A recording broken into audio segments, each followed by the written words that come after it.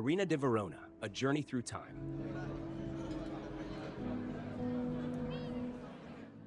Beneath the warm light of Verona's setting sun, a shadow stretches across the square, a great ellipse of stone, weathered but proud.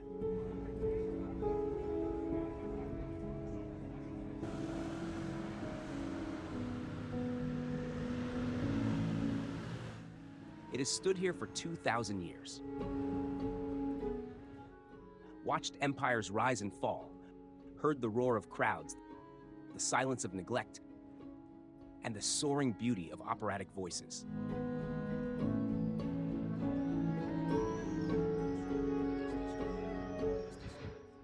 This is the Arena of Verona.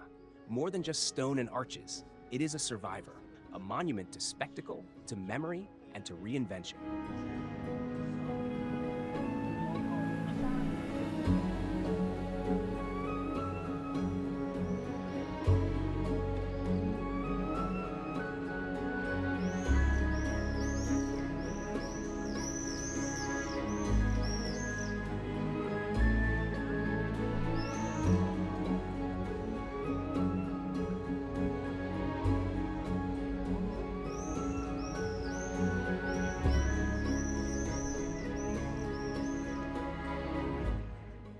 In this journey, we'll explore how a Roman amphitheater became a medieval fortress, a forgotten ruin, and then a world stage.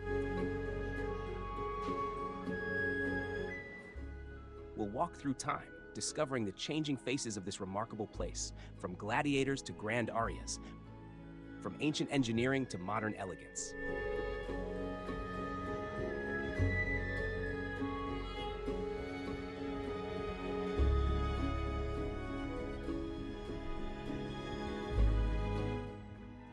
The Roman era, 1st to 5th century. The year is around 30 AD. Verona is a flourishing Roman colony, nestled on the edge of the empire's northern frontier. Here, the empire builds not just roads and aqueducts, but temples to entertainment. And in Verona, it leaves behind one of its finest, the amphitheatrum.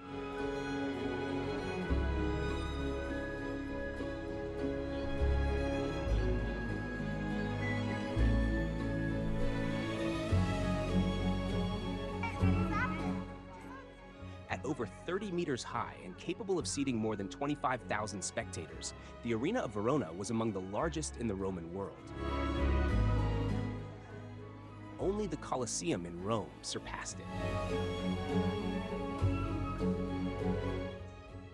Constructed from local white and pink limestone, the arena was perfectly engineered, a masterpiece of arches, vaults, and corridors, designed for one purpose: to host public spectacle.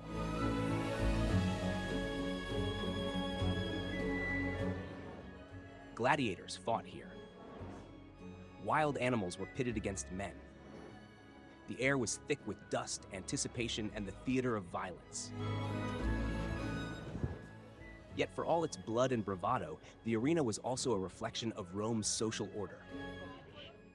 The best seats went to the elite, the furthest tiers to the poor and enslaved. It was entertainment, yes, but also politics, power, and performance. For centuries, the arena was a pulse point of Roman life, until that pulse began to fade. And so, there was a time when on the top there were only women, men, okay? But then Augustus thought,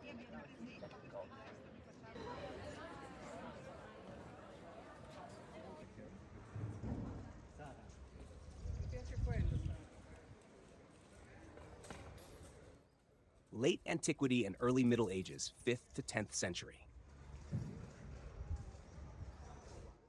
As the Western Roman Empire collapsed in the 5th century, so too did the grand institutions it had built. Verona fell into the hands of the Ostrogoths, then the Lombards, and eventually the Carolingians. The games stopped, the cheers fell silent, but the arena remained. No longer a stage, it became a shelter, a fortress, a refuge. Its stone arches were repurposed to house people, store grain, and protect against invasions. A place once devoted to spectacle was now a bastion of survival.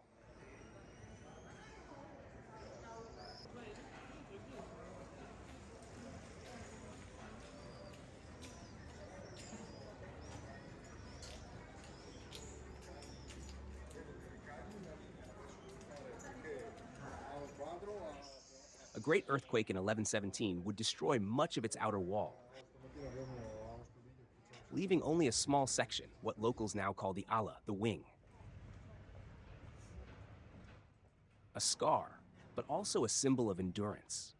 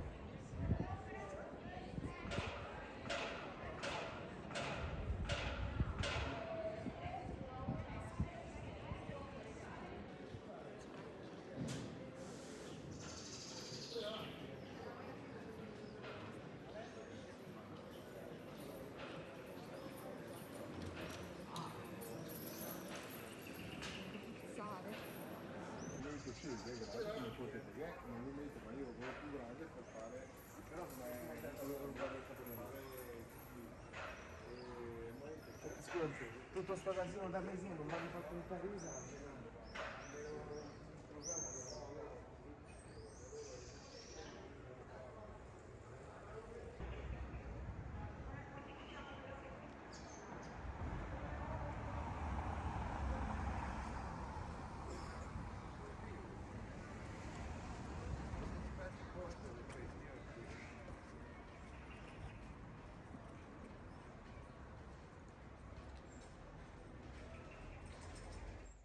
Even as Europe descended into the uncertainties of the early medieval age, the arena endured, silent but present. A ghost of empire standing through the centuries.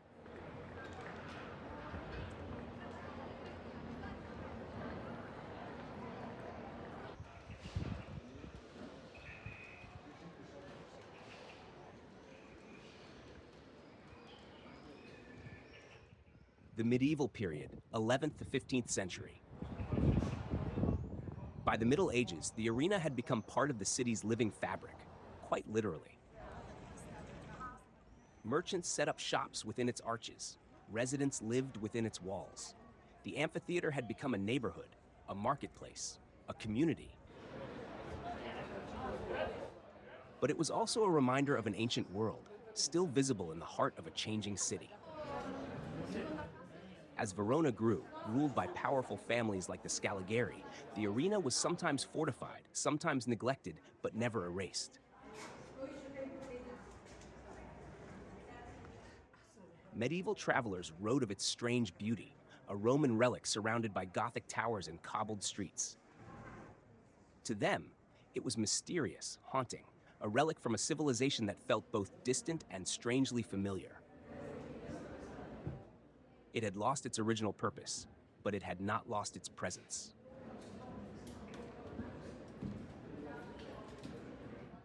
By the 16th century, Europe was awakening again. The Renaissance rekindled interest in classical antiquity, and the arena, once dismissed as a ruin, now drew admiration. Artists sketched it, scholars studied it, tourists, mostly aristocratic, marveled at it. Yet for all this admiration, the arena was not always treated with care. It became a site for festivals and for bullfights. Introduced by Spanish rulers, the curried drew thousands into the arena's worn stone stands. The ancient blood sport was revived in a new, foreign form. But the structure suffered. Its stones were stripped for building projects. Arches collapsed under the weight of neglect. Some even called for it to be dismantled altogether. Still, local voices began to push for preservation. A slow shift began, from exploitation to conservation. The arena was no longer just old, it was valuable, culturally, historically, emotionally. The seeds of its rebirth had been planted.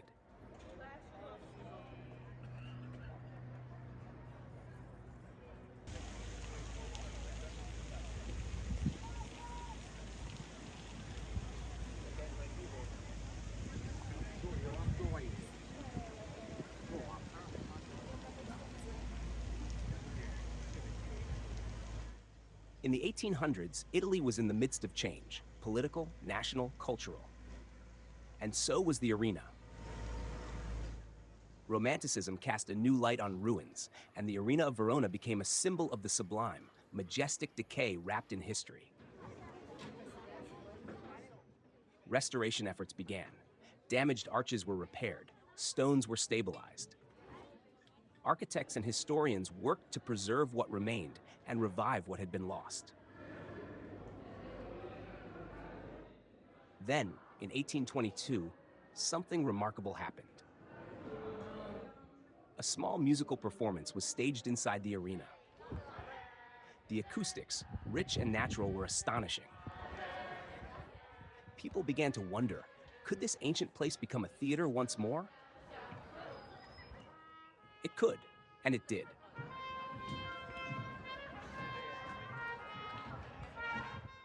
In 1913, the arena would see the birth of a tradition that would define its modern identity. 1913 marked the 100th birthday of Giuseppe Verdi. To celebrate, Verona staged his opera Aida inside the arena.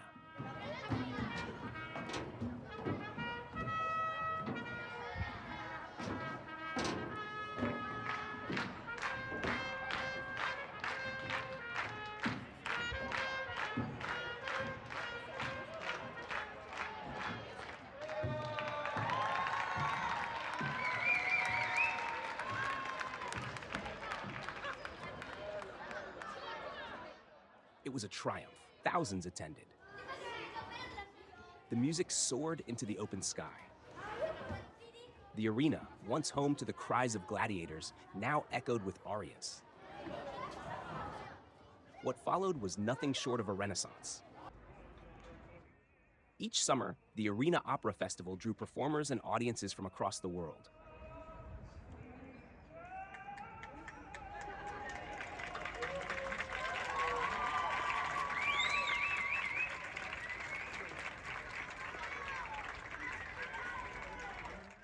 Maria Callas sang here. Luciano Pavarotti, Placido Domingo. The arena became one of the most iconic open-air opera venues on Earth. Its ancient stone now played host to timeless music. And yet, even as spotlights lit up its walls, the arena never lost its soul. It was still Roman, still raw, still real.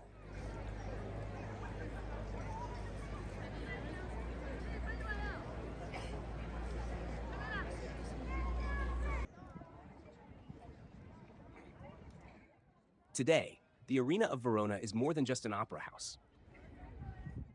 It is a cultural chameleon. It hosts pop concerts, ballet, symphonies, award shows. Elton John, Adele, and Sting have all taken the stage. And still, every summer the great operas return. Stagehands build massive sets beneath its arches. Voices rise above the orchestra. Audiences sit under the stars, just as they did 2 millennia ago. It's not just performance, it's continuity. A living thread from ancient Rome to modern Verona. And in every show, there's a sense of awe, not just for the music, but for the place itself. Standing inside the arena today, you feel history, not as something past, but present. The smooth curve of the amphitheater rises around you. Stone benches worn by centuries of spectators. A space built for thousands, yet intimate in its acoustics. During a performance, the lights dim, the first notes rise, and for a moment, time disappears. You're not just watching opera, you're sharing a space with emperors and peasants, monks and musicians, rebels and romantics. The arena isn't just old, it's alive. The Arena of Verona is a paradox. It's a ruin, but it's not ruined. It's ancient, yet constantly renewed. It tells a story of violence, beauty, loss, and reinvention. To stand within its arches is to stand inside history. Not behind velvet ropes, but in the living, breathing heart of it. If you're planning to visit, come between June and September when the Opera Festival is in full swing. Book tickets early, they sell out fast. Arrive before sunset. Let the golden light wash over the stones. Walk slowly, feel the echo of footsteps that came long before yours. And when the performance begins, sit back and listen, not just to the music, but to the arena itself.